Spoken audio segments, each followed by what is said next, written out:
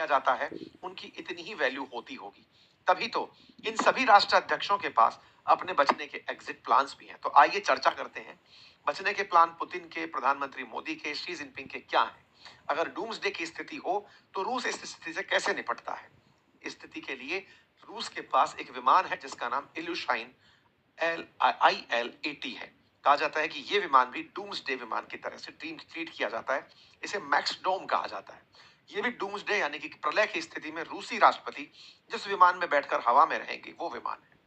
क्या चाइना को इस दिन का डर नहीं लगता? चाइना का डर तो लगता है, लेकिन उन्होंने कोई विमान नहीं बनाया। उनका मानना है कि हवा में तो फिर भी आपको सैटेलाइट से ट्रैक किया जा सकता है कि आप कहां उड़ रहे हैं। बंकर बना करके अगर जमीन के भीतर रहा जाए, अंडरग्राउंड रहा जाए, तो पहचानना मुश्किल होता है। ये लोग कुछ उसी तरह की तैयारियों में जमीन के भीतर तहखाने बना रहे हैं किसी विपरीत परिस्थिति से निपटने के लिए। ऐसे ही भारत के बारे में भी कहा जाता है।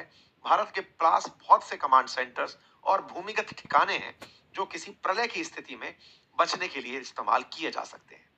दुनिया में सबसे पहले युद्ध बरपाने वाले यूरोपियन देश, उनके क्या पास प्लान होता है?